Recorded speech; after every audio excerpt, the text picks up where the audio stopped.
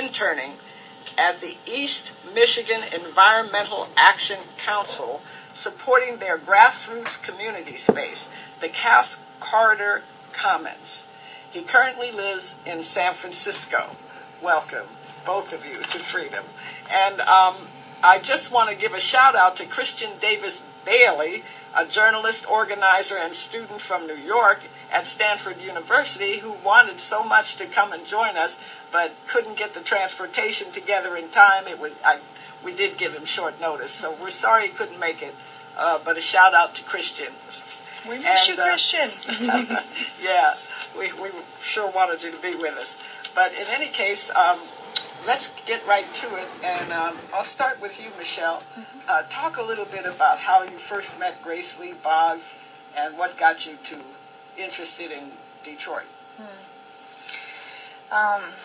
It's pleasant to remember these things. It was one of the most exciting periods in my life so far, which has just continued ever since. Kind of what I said in my bio there about, getting really excited about what was happening with Occupy Oakland, but wanting to see, it actually make some real change, and being really disillusioned as that dissolved. And I watched Democracy Now! Every day, and I saw Grace on Democracy Now! One day, and I said, who is that? I need to follow this woman. Yes. So she fortunately had a book coming out right then, The Next American Revolution, Sustainable Activism for the 21st Century, and I got that, and I read it, and my mind was totally blown open.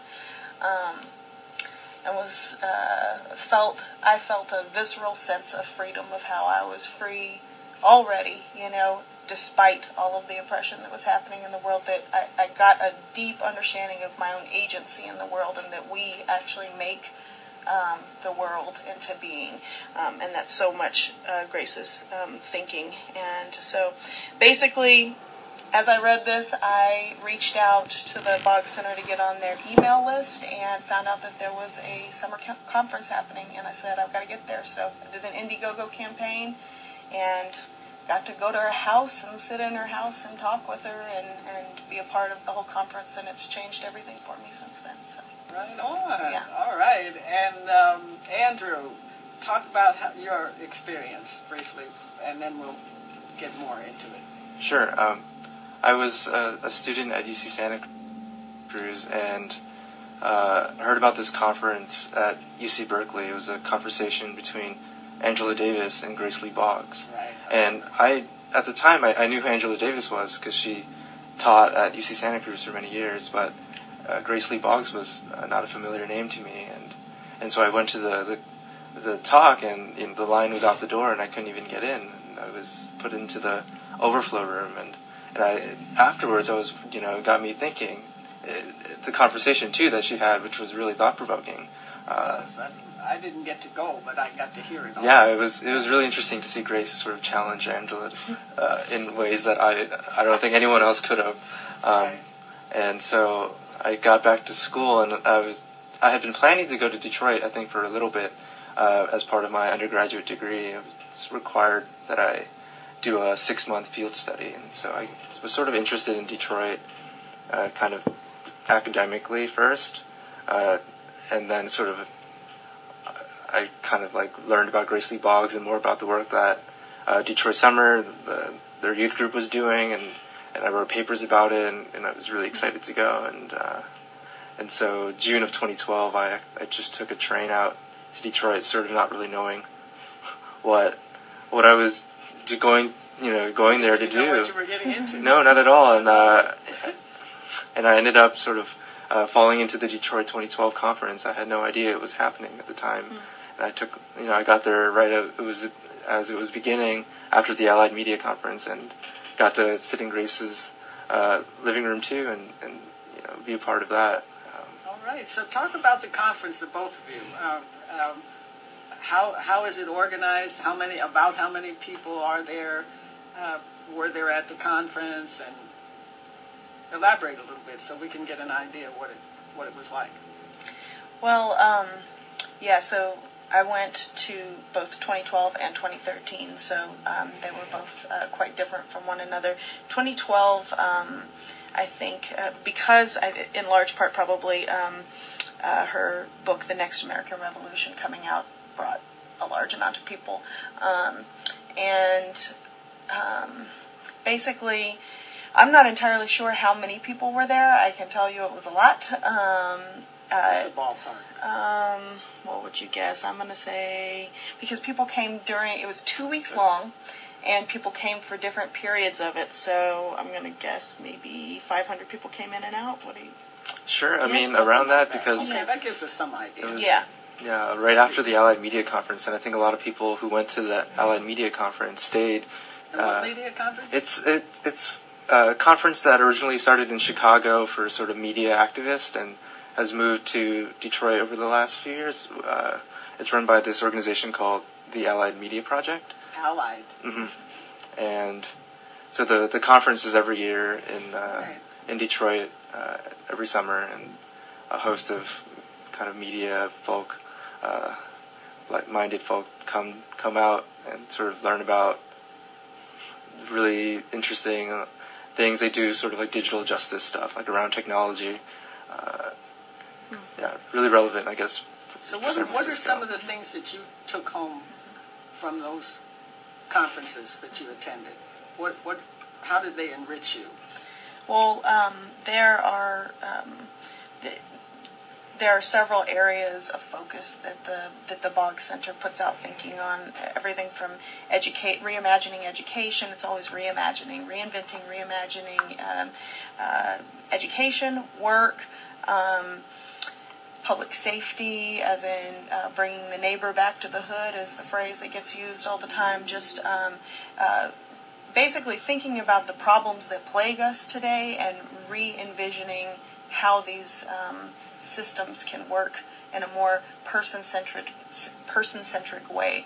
So some of what we did was we went on tours of the various places in Detroit that have been these giants that have fallen, these auto plants and so forth that made Detroit such a boom city, but then now are such a symbol of how much capitalism has abandoned the people of Detroit, and then seeing what the people who have stayed have done with that abandonment, and there's a lot of beauty that's grown out of it. Everything from youth and elders growing food together, and I love something that Grace said when she was here this past weekend, which is we will talk about so that. exciting. Yeah, but I loved one thing that she said, which was that it's not so. It's wonderful to grow food, and that's great, and we need healthy food and all that. But that's not really what it's about. It's about what happens to you when you grow food, and so seeing people who had grown up in a city that was known for automation and for the speeding up of technology, and to see what has happened with the same people who have taken on the project of slowing down, growing food, and being in relation with one another and the earth. It's just a very visceral experience. And so that was a lot of what we did. We would go on work days and just go to different small farms and gardens and do work, and then we had a lot of conversations and a lot of panels and that sort of thing. So. Right. And what did you take home from it? What was your experience like? Sure. When I was there, it was sort of like a crash course to what I was there to learn. I came to kind of study the activism of Detroit and what was going on, and so Detroit 2012 took me to all over the city, and I met with a bunch of folks and had a really interesting conversation that helped me for the course of the next 6 months that I was there, sort of get to know people that I would have never kind of gotten to know if it weren't for the conference. And, right. Did any of them stand out in your mind, or were you inspired particularly by anyone? Besides Grace? Grace, there was Mike Wimberly. I forget the name of the neighbor that he was working.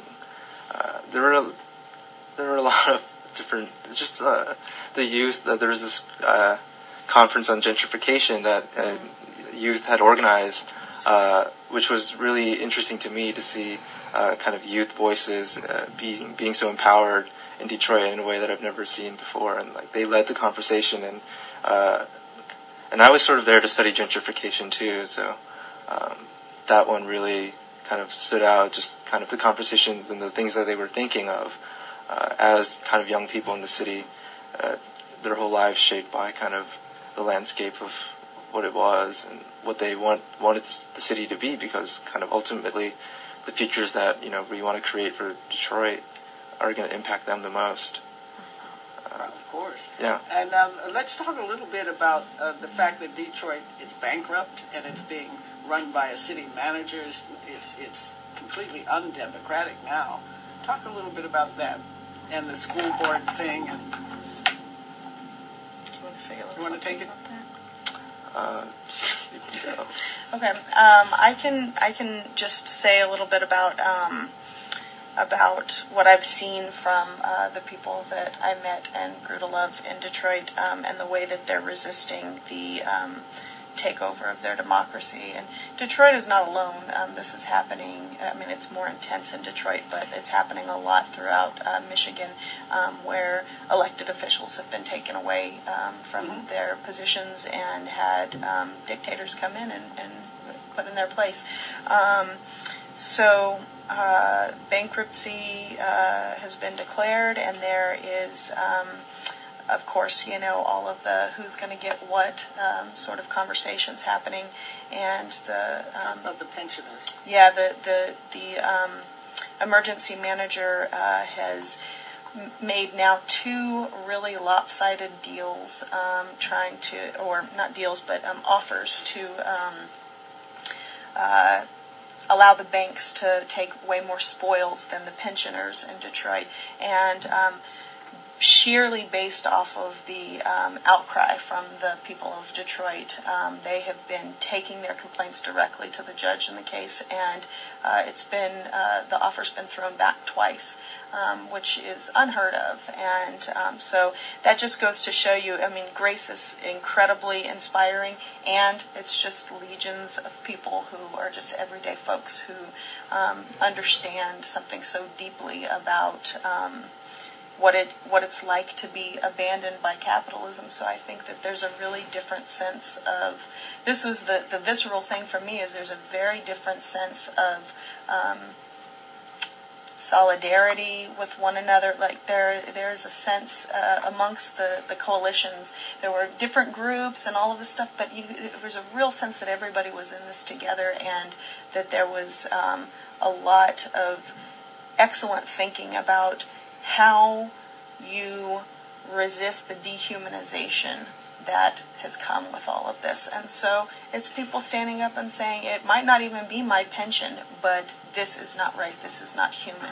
And so fighting for every shred of humanity that they can uphold. And it's really inspiring. Right on. You want to add to that? Yeah, sure. When I was there, it was kind of like the precursor of the emergency manager. They had signed this consent agreement, the city council, which basically was kind of the same thing. They basically kind of stripped all of the rights of elected officials, and the city was selling off a lot of public assets.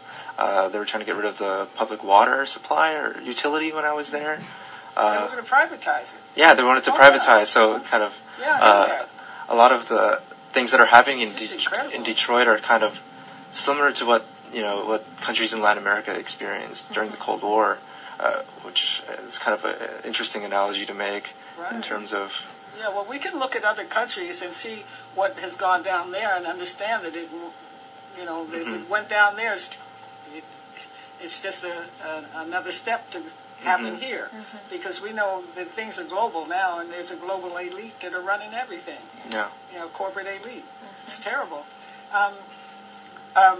I want to talk a little bit about the documentary that Grace Lee, not Grace Lee Boggs, made about Grace's life, amazing Grace's life. And so, excuse me. So maybe Andrew can cue that, and we can talk about the film a little later, because Andrew, you saw it, right? I didn't see it yet, and you didn't get to see it. No, I did. You did see it? Yeah, I saw great. it. I went to the showing here, but I'd seen it last summer in Detroit. They had a showing at the Detroit Institute of Art. It had been out. I thought it was premiering. It's only been showing at film festivals right now. It's been purchased by PBS, and it's going to be shown on Point of View on June 30th this year. Folks, June 30th, Point of View, PBS. Yeah. But it might hit a film festival near you. It's in Detroit and in New York City. So. In fact, Grace said that it was available, not Grace, but one of the Chinese Progressive Association people said that it's available for groups to show. They just have to make contact. Okay, so are we ready? Okay, here we go. This is a clip from the film, and the film is titled "The American." An American Revolution. I feel so sorry for people who are not living in Detroit. People are always striving for size, to be a giant. And this is a symbol of how giants fall.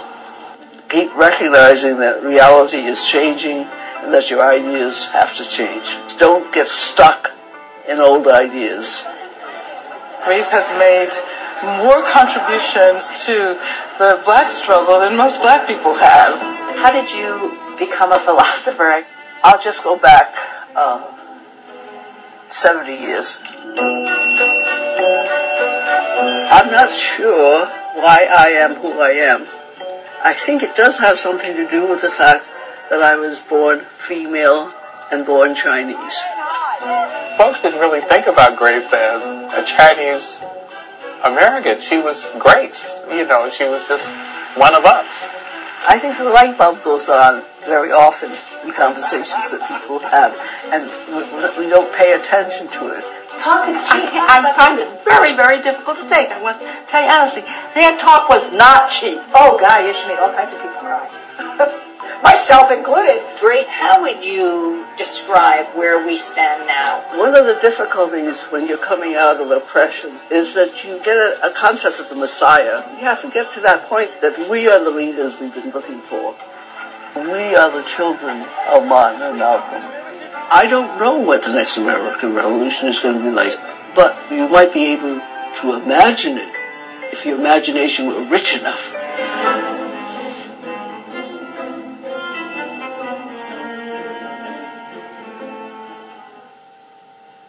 So we back on? Okay, and that was an American revolutionary, the evolution of Grace Lee Boggs. And I must say that I was delighted to have the opportunity, and I'll give a shout out to Michael Wong and Alex Tong for making it possible for me to attend the Chinese Progressive Association's gathering on Grand Street in Chinatown, because I live very close to there, and so I was 5 minutes roll for me to get there. And it was wonderful. It was just wonderful. I felt like, wow, I'm in the right place at the right time, because it was not only wonderful to be privy to hearing her and talking to her and being able to ask questions along with the audience asking questions and hearing her responses, but when they set everything up for the photo op at the end, and I thought I had brought the photo, but didn't. I don't know, somehow or another Andrew didn't get it, but they had to make a space for the wheelchairs, and since Grace and I were the only ones in the wheelchair, I got to sit right next to her, and she placed her hand over mine on the chair, and I just I knew I was in the presence of greatness. There's an aura about her that is very, very special, and she's going to be 99 June 27th. I even remember the date because she's so amazing. Talk about the movie, both of you. Either one you can. Szeto. I had never seen the movie before, and I hadn't known a lot of the things that the film covered about her life. And it was really kind of amazing to see the transformation of her kind of throughout the struggles of the 60s and 70s, and towards the end, she kind of reflects back on what she saw as what they were doing, kind of at the moment in that moment, versus kind of what she sees Detroit kind of need now, and sort of what she wants for visionary organizing kind of comes out from her life. You can see it kind of evolve from when she was a philosopher or a student studying philosophy and Hegel, and kind of what she kind of.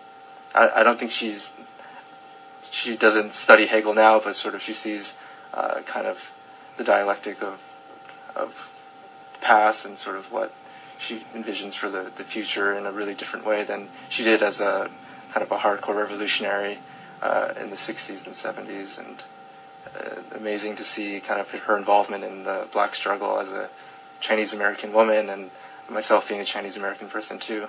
Kind of what that entails to kind of have that solidarity across racial and gender lines, as a woman, to kind of being really renowned as an activist in a kind of male-dominated sphere is amazing.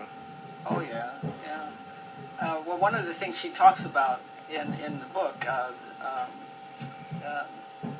The Next Revolution, she talks about changing with the times. You can't do the same thing that we did in 1960 in 2014. Mm-hmm.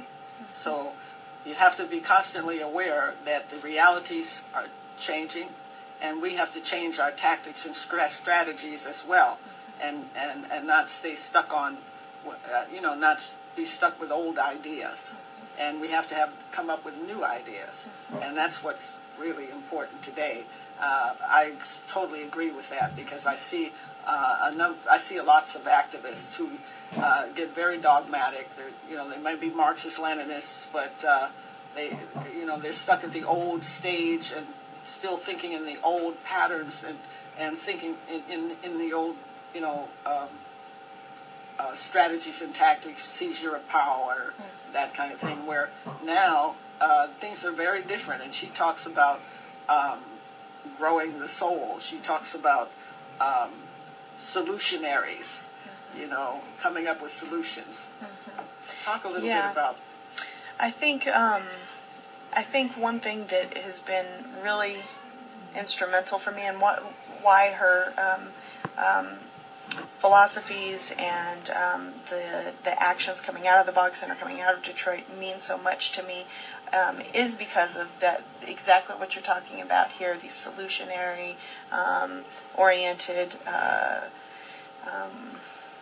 actions. And basically, I'm from Texas, so being an activist in Texas and all of that, I have a lot of people that I grew up around who, really were just like, no, you liberals, and, I consider myself a radical, but they don't even conceive of that, so you liberals, you do this, that, and the other, and, what's the solution? And that was always the sticking point for me, as I was like, well, I know it's right to protest these wrong things, but that's an itchy question for me of what's the solution, because it was scary.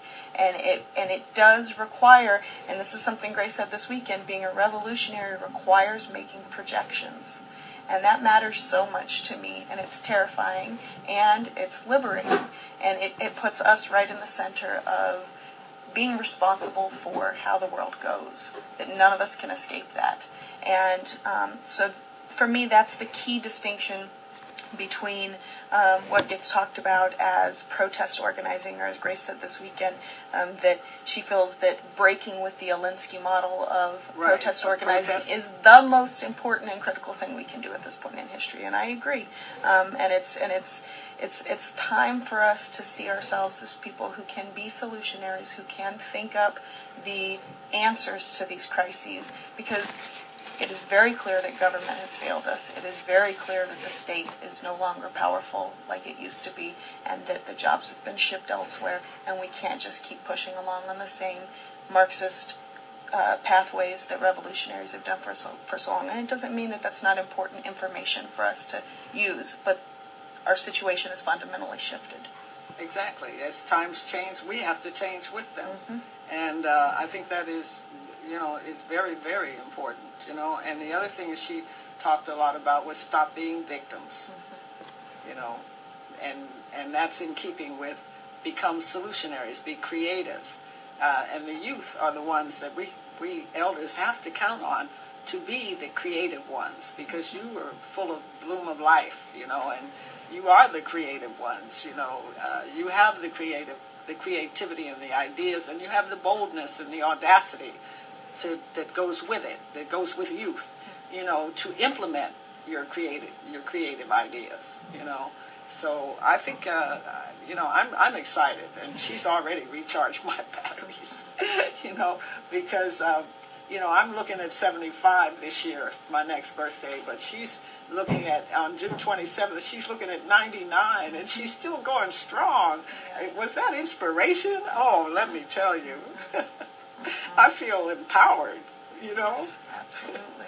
Yes. And that breadth of history, there's a way in which you can't question what she has to say, because she's just been around for so long. Yes, she has. There's something. And speaking of how long she's been around, I started reading her book. I went to the library to get this one. I have her, The Next Revolution. I already read that, and I had it on my Kindle.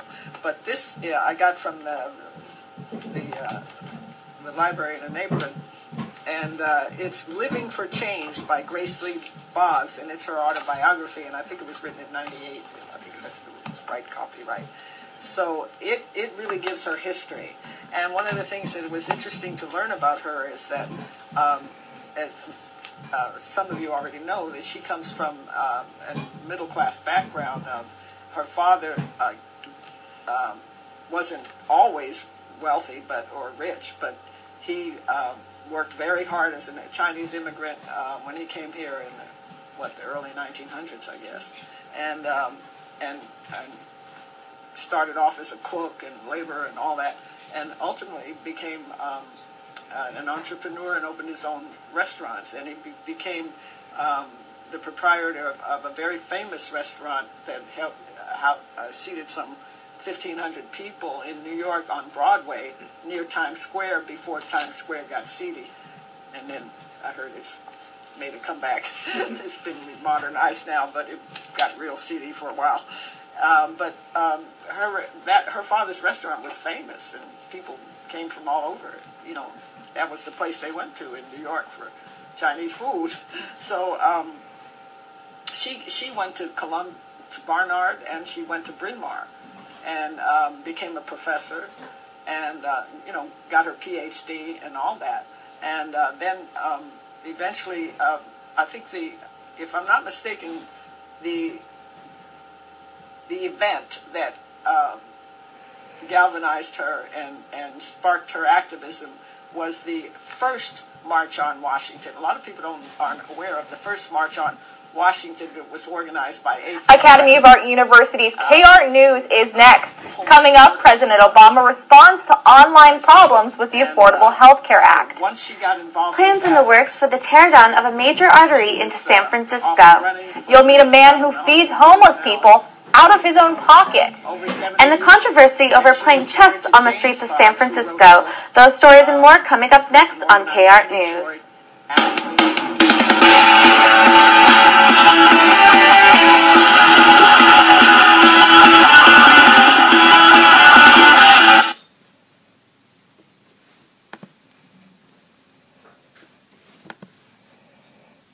But they were married 40 years and active together. I mean, amazing life. Yeah, absolutely. Of struggle. Yes. Absolutely. Yes. And so, for me, I think what I've got in my lap here is so much of the work that inspires me there is what it is, because it is what they talk about as place-based work, and so place-based struggle and activism. In fact, there was just there's a new school that's been opened up there called the Boggs the Boggs Education Center, and the principal was the first young person to sign up for Detroit Summer in 1992, and now she's grown and has her own kids and is the principal of this new school. So, wow. And they're seeing the kids in their school as solutionaries, and they don't just do random math problems. They do math problems that have to do with the problems in their neighborhoods, so that they learn to think of themselves as the ones responsible for making their neighborhoods the way that they want and need them to be. So it's very exciting. It being so place-based, it's interesting for me. So there's a difference. Detroit Summer is this youth gathering for local youth in Detroit that's been coming together since '92. And the conferences that Andrew and I have been to was, I think, their attempt to, the Boggs Center's attempt to spread this thinking wider. And so there's a group of us who have taken up that mantle, and we want to come up with a more interesting name, but right now we call ourselves the National Network that formed at Detroit 2012. And there's strong groups in the Bay Area and New York City, and then some various cities as well, but those are the two main other places that have representation of people who've been to Detroit. But the task for us is to come back to where we live and to put into practice these concepts of visionary organizing and place-based organizing, and that the contradictions and the revolutionary forces and the counter-revolutionary forces are going to come out of the soil from where we are.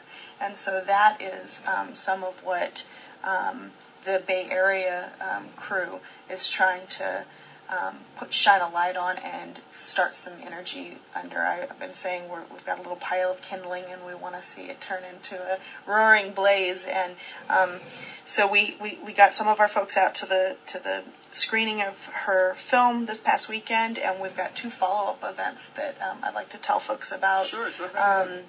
On the 30th of March, which is a Sunday, at 6:30 p.m. at what's called the Seed House. It's a private home of somebody who is involved in the Pay It Forward Bank, a relational giving group that I'm a part of. They're sponsoring a showing of a movie called Money and Life, and this movie has various thinkers in it. Vandana Shiva, a lot of wonderful people. Yes. I love her. Yeah, great thinkers talking about the concept of money and new economies and how we have to shift to save ourselves. No, she's not going to be here. This is just a showing of the film and a discussion, because we're trying to identify people in the Bay who are interested in approaching their activism from kind of this framework in terms of not just protesting what's unjust, but making projections into the future for what we need to be doing. So that's one. That's the 30th of March at 6:30 p.m. at 2801 Eastman Avenue in Oakland. And the second one is showing, and this is exciting, the filmmakers are going to be here for this. It's called We Are Not Ghosts. It's a documentary about Detroit. It has Grace and many of the people in her political ecosystem, many of the people that Andrew and I know in it, and the filmmakers, Mark Dworkin and Melissa Young, are going to be present for that showing. It's going to be at First Congregational Church of Oakland, which is right across the street from Whole Foods in Oakland. It's 2501 Harrison, and that will be at 5:30 p.m. on the 9th of April, which is a Wednesday. Both of those are fundraisers for this Pay It Forward Bank, and to bring the filmmakers here, it's also no one's going to be turned away. So, okay, what's the Pay It Forward Bank? It's a group of people in Oakland who gather. We try and talk transparently and philosophically about money and the role of money in our lives. We have people from different class backgrounds. We try and share as much as we can about where we're at with that and our feelings around our money situations and all of that, and then to think together about ways to live more deeply into what we call an economy of love with one another. And once we have those conversations, then we each put money into a pot, however much we feel we can afford, and then we collectively decide how to give that money away, and we only give it relationally. So we're not doing philanthropy or charity-based models. It's the attempt is to give it to people that we know, we have a human connection to, and who have needs that we feel we can help meet collectively. That sounds like a great idea. Exciting. Because I know lots of people who wind up with needs. Yes. Immediate needs. Yes. You know, and I'm one of them. Exactly. Sometimes. Exactly. So, yeah. So, Andrew Szeto, tell us more about how you feel about some of the things that Michelle has brought up. They all sound amazing. I just graduated last summer, and I've sort of just moved back to San Francisco. I've been trying to find my kind of network of activists. That I found it pretty difficult, just because it's hard to kind of when I was in Detroit, it's hard to find, I guess, what I was looking for, or it's been hard to find what I've been looking for, and I probably will try to get involved after the show with what they're doing. Yeah. Yeah, I want to get involved too. Yeah, great. Yay, that's what it's about. No, but Andrew, I mean, I totally feel you on that, and I have, you come back from Detroit, and, okay, so a lot of people move to the Bay because they're like, that's where activism is. True, there is activism here. There is a lot of nonprofits as well, but there's something very different that we have experienced in Detroit, and you come back and you're groping around for that, so I would love to have you come join us on that stuff. But also, you're working on some really cool stuff, too, about fighting evictions. Right, yeah. Right, talk about that a little bit. I've been involved in sort of the struggle here in San Francisco with the eviction crisis, and sort of there's this state law called the Ellis Act, and landlords can kind of evoke the Ellis Act to basically kind of clear out a building so they can sell it or convert it to some other use.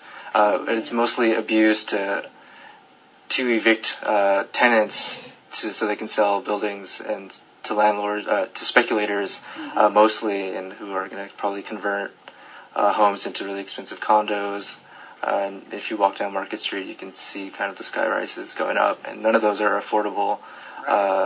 I think like the average rent for a one-bedroom or a studio in one of these new condos on Market Street is close to $2,000 a month. Well, in San Francisco now, a one-bedroom apartment will cost you $3,000. Right. It's unbelievable. So a lot of folks, like a lot of activists, who aren't sort of making the kind of money that you need to pay for one of these apartments, or kind of don't have the cultural or political capital to, keep your rent-controlled apartment, are kind of being pushed out of the city altogether, mostly, or just to other parts of the city. And so I've been involved with groups like the Anti-Eviction Mapping Project and the Anti-Eviction Mapping Project. Yeah, and it's an online kind of collective of cartographers and oral historians, and we're gathering interviews of folks who are being evicted, and we're going to hopefully put it up for viewing soon, so you can click around the map and kind of click a person and hear their story of being evicted. And it's kind of a way to challenge we call it counter cartography. It's a way to kind of challenge the status quo of what city planners who publish maps too all the time, but are mostly for kind of profit or development. So you're publishing maps online. Mm-hmm. Yeah. And explain that a little bit. The maps there's one map. It's not me. It's a whole bunch of folks. There's one map that has been charting Ellis Act evictions for the past 25 years, since the 90s. So you can look at this map and see every home and every tenant who's been evicted over the course of 15 years or so. And it's supposed to kind of give you this visual of kind of the effects of gentrification and displacement in ways that you can see if you were just walking down the street, Right. So how does that empower you to act? Just kind of seeing it and being a part of it. I grew up in San Francisco, and I couldn't afford to move out of my parents' house at all. I'd have to move to Oakland or something. And so I see kind of how kind of uneven sort of the changes are in the city, because the city would like to say that it's becoming this boom town, and unemployment's really low in the city, but then you kind of hear about people who are being displaced, or kind of the low-level service jobs that are not so rosy. I worked in the restaurant industry since graduating, and people are paid pennies compared to what kind of engineers at tech corporations or in the finance sector in the city make and can afford to pay for rent. So right. I'm sort of like... People are being forced to move out of the city on the service jobs. For another reason is because, I know from some personal sources that these rich people are not tipping anymore. These service jobs, they pay nothing. And then the clientele that are super rich don't tip. So they can't live in the city they're working in. You can't. And it's criminal. Criminal. In Detroit, it's a national organization called Restaurant Opportunity Center, and they in New York City and Detroit they started worker co-op restaurants. So all of the workers who work in the restaurant owned a stake in the restaurant too. There's a restaurant in Detroit called Colors, and so right. I meant to talk about. I'm so glad you brought that up, because Grace talked about that, the co-ops that are going up. And when I interviewed